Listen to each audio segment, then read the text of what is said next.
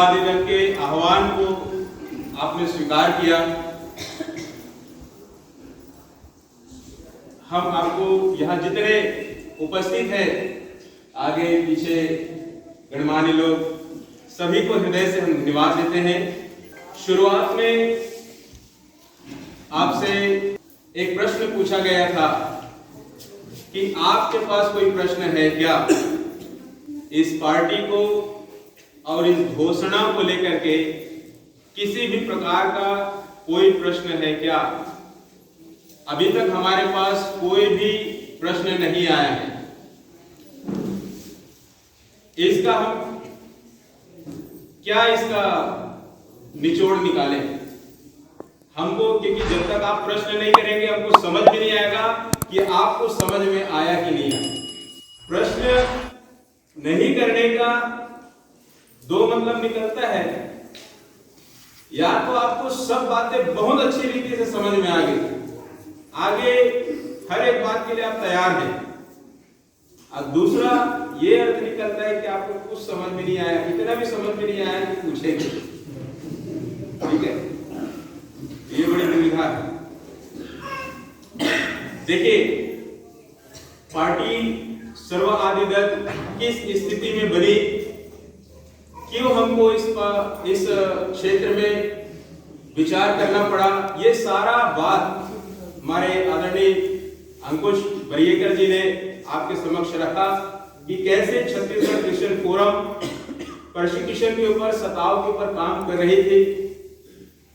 है, लेकिन सताव दिन ब दिन इस रीति से बढ़ता गया और इस सताव से निजात पाने के लिए हमने कुछ हद तक सोचा कि बीजेपी को छोड़कर कांग्रेस का उसको समर्थन देंगे, और उसके लिए हमने दुआएं भी की, प्रार्थनाएं भी की, कांग्रेस की पार्टी भी आई, लेकिन परिस्थितियां और दुभर हो गई। आपको एक बात मैं कहना चाहूंगा, एक लंगड़ा व्यक्ति जब चलने सीखता है तो सबसे पहले बैसाखी को फेंकता है, बराबर है? तो परमेश्वर पिता का धन्यवाद हो कि आज समाज अपने पैरों पर खड़ा होना और चलना सीख गया है। तो ये जो दुनिया भर की पार्टियां थी, जिसको हम अपना सहारा समझते थे, जिसका दामन हम थापते थे, पहले तो इसको निकाल के आप फेंको। बलात्कारी, दुराचारी, भ्रष्टाचारी लोग अगर सत्ता में रहेंगे और हम दुआ करेंगे देश का भला कर, राष्ट्र का कल्याण कर, तो परमेश्वर भी बोलेगा बेटा कल्याण करने का ठेका तो तेरे को दिया था, अब तू पीछे हट के दुराचारी बलात्कारी लोग को सत्ता में बैठा दिया है, इधर बैठ के तू घुटना टेक के प्रार्थना कर रहा है। अरे प्रार्थना तो तेरा विश्वास है, लेकिन वो उधर जाने का तो तेरा कर्म है, कर्म में तो तू डब्बा है। विश्वास करना अच्छी बात है, विश्वास तो कर्म बिना अधूरा है ना। ठीक है, तो ये सारी चीजें हैं। मैं आपको सबसे पहले बता दूं, पासवान यदि पुलपिट पे खड़ा होकर के प्रचार कर रहा है, 25-50 लोगों को लीड कर रहा है, तो सबसे पहला तो राजनीति वहीं पे शुरू हो जाती है। भाई आप में अगर राजा होने का गुण नहीं है, तो उन प्रजा को, उस भेड़ को जिसको परमेश्वर ने आपको चरवाही करने के लिए दिया है, उसको कैसे आप बेहतरी से चरवाही करोगे? आप में लोगों को लीड करने का गुण है, करके परमेश्वर ने आपको 100, 200, 25, 50 लोगों को दिया है।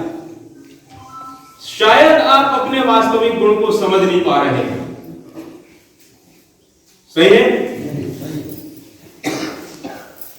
अब कई लोग ये भी प्रश्न करते हैं कि नई नई पार्टी है, शुरुआती दौर है, सीमित दौर पे है, हम जीतेंगे कि नहीं, कैसे हमको ये मुकाम मिलेगा जो हम सोच रहे हैं। इसको भी मैं क्लियर कर देता हूं। आप लोग प्रश्न नहीं कर रहे हैं, तो प्रश्न को उठा के वही उत्तर दे रहा, क्या करें? भारत की जनता की यही एक दुविधा है कि वो प्रश्न नहीं करता, इसलिए मोदी पुलपिट पे खड़ा होकर के, स्टेज पे खड़ा होकर बोलता है, भाई और बहनों, बस काला धन लाना है नहीं लाना है, जनता बोली कि लाना है, ये नहीं पूछता तू कैसे लाएगा।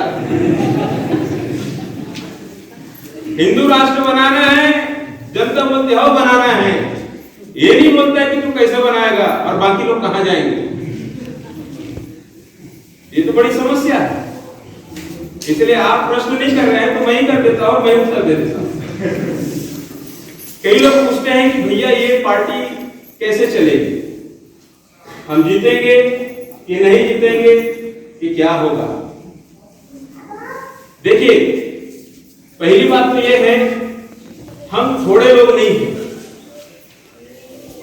हम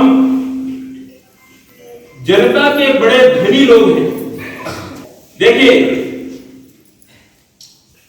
किसी समाज से अगर किसी दूसरे वर्ग से कोई व्यक्ति खड़ा होता है तो केवल वो अपने समाज और अपने वर्ग तक ही सीमित रहेगा, उसी हद तक वो काम कर पाएगा। बाहर निकलने के लिए और बड़ा काम करने के लिए उसको काफी मेहनत करना पड़ेगा।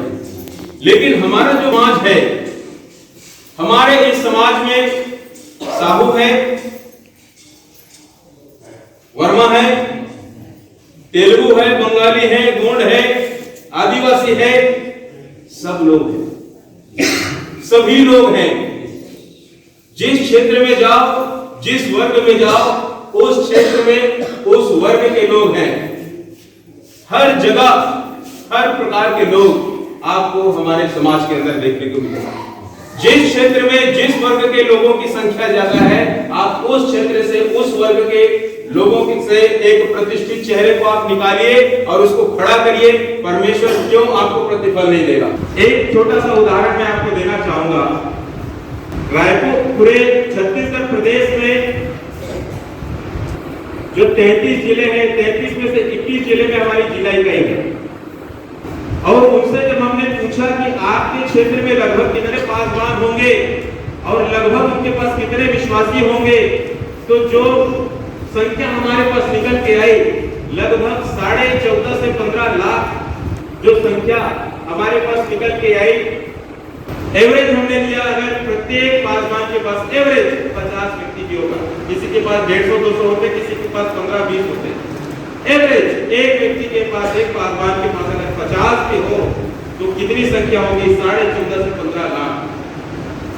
अब ये 14.5-15 लाख लोगों में से अगर 8-10 लाख लोग भी हमारे पार्टी को ईमानदारी से सपोर्ट करते हैं, सत्ता इधर से उधर हो जाएगी।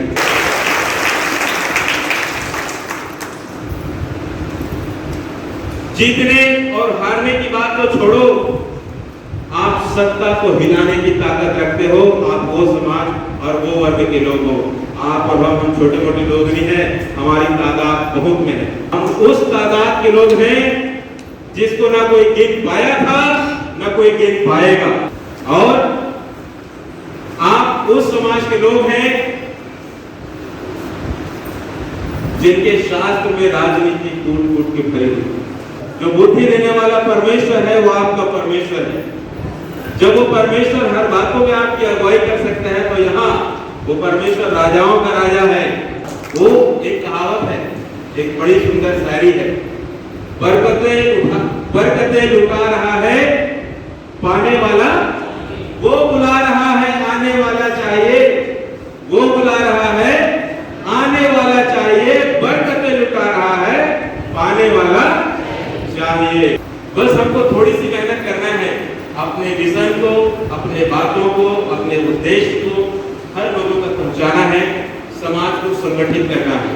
हम बहुत शक्तिशाली लोग हैं, हम बहुत संगठित लोग हैं, हम बहुत तादाद में पाए जाने वाले लोग हैं। हम लोगों के बड़े धनी जो होता है उस समाज, उस वर्ग के लोग हैं। और ये जो पहल किया गया है ये काफी पहले हो जाना था, लेकिन जैसा सभोपदेशक कहता है हर बात का समय, शायद पहले होता तो हम इसकी वैल्यू को नहीं समझते। आज तनाव चरम पर है, तो आज हम इस बात को जरूर समझेंगे। किसी ने हमारे समाज में इस प्रकार की शिक्षा भर दी है कि राजनीति और व्यापार पाप है। किसी ने हमारे समाज में यही शिक्षा डाल दिया है, राजनीति और व्यापार पाप है। कुछ ऊपर की सोचना है, कुछ परिवर्तन लाना है, कुछ नया, कुछ बेहतर। आप और मैं, हम वे उस वर्ग के लोग हैं जो इतिहास रचने जा रहे हैं। सो मेरे प्रियो, अपनी जिम्मेदारी को समझें। आज से हम में से हर एक व्यक्ति अपने कांधे पर इस पीड़ा को उठा ले। समाज को भी जगाना है, समाज को भी संगठित करना है। इसके साथ साथ हमारा परमेश्वर हमको एक ऐसा सुंदर आचरण देता है जिससे हम शत्रु को भी प्रभावित कर सकते हैं। अपने अच्छे व्यवहार, अपने आचरण के द्वारा अपने लोगों में भी अपनी जान पहचान को बढ़ाइए, अपने पार्टी के बातों को लोगों तक लेकर के जाइए और एक बेहतर परिणाम के साथ परमेश्वर हमको जयवंत करने वाला परमेश्वर। एक गाना है, अच्छा मत परमेश्वर की को मत, मैं रो या हंसू करूंगा क्या करूं, ऐसा वाले किया है। मेरे प्रियो, हालांकि इस बात में मुझे मजाक करते हैं लेकिन काफी गंभीर बात है। सताओं की बातें हमारे पास पहुंचती है, हम आत्मा में काफी कोशिश हो जाते हैं।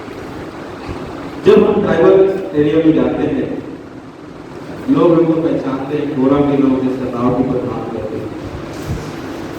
इस आस से, इस उम्मीद के लिए, न्याय के लिए वो लोग देखते हैं और वहां पर जब हम खुद अपने आप को लाचार स्थिति में पाते हैं तो बड़ा दुख होता है।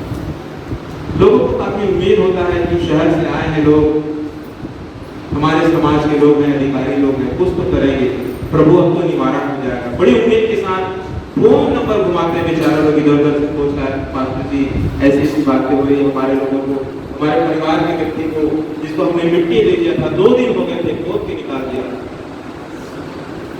हमारे घर जला दिए।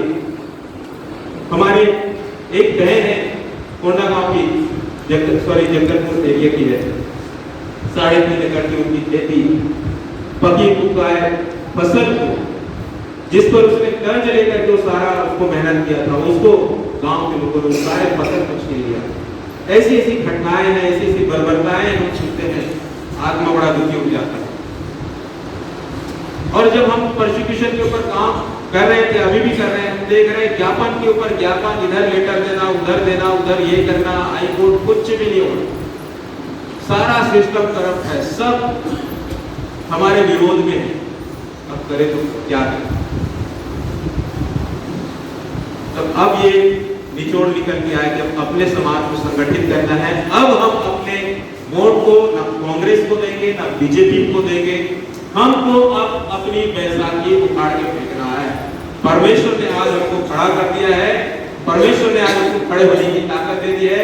हम अपने पैर पे खड़ा होंगे, अपने दम पर लड़ेंगे और हमारा परमेश्वर हमको जयवंत करने वाला परमेश्वर है।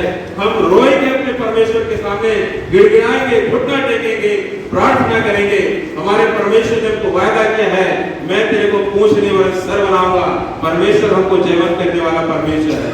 एक बेहतर परिणाम जिसको हम सोच और समझ भी नहीं सकते, एक ऐसा परिणाम परमेश्वर हमारे सामने रखने जा रहा है। सो मेरे प्रियो, मैं उम्मीद करता हूं कि हमारे सारे बातों को आपने बेहतरी से समझा है। अभी भी अगर कोई ऐसी बातें हैं, कोई प्रश्न है, आप कर सकते हैं। कई लोग ये भी बात करते हैं कि अगर हम अपना वोट कांग्रेस को ना देकर के सर्व आदि दल को देते हैं, कांग्रेस हार जाएगी, भाजपा आ जाएगी, तो हमको इस प्रकार से नुकसान हो जाएगा और हमको सताव को झेलना पड़ेगा। अरे भैया, कांग्रेस को भी 15 साल झेल के देख लिए हैं, बीजेपी को भी 15 साल झेल के देख लिए हैं, कांग्रेस को तो 4.5 साल में ही सबकी हवा निकल गई, तो और कौन सा सुख शांति का खोज रहे और किस बात की उम्मीद लगा रहे? अपना वोट अलग करो। आज जो सरकारें आपको 2.5% सोच रही है, जब उनको पता चलेगा यार ये तो 20% लोग हैं, 20% लोग हैं आपके पास, ये दोनों लोग जो आज आपके ज्ञापन को नहीं लेते हैं, टेबल पे बैठ के बात करेंगे, घुटने टेकेंगे, आपके सामने नाचेंगे, तब आपको बस इतनी ही बातें कहकर के, क्योंकि आप काफी समय से यहाँ पर बैठते हैं, जमीन पे बैठना काफी तकलीफ दे बात होती है, आपको समस्या को समझ सकता हूँ, तो मैं भी नहीं बैठता, ठीक है। तो ज्यादा आपको नहीं झेला होगा और आपने मेरे को इतना देर झेला सुना, उसके बहुत बहुत धन्यवाद सबको।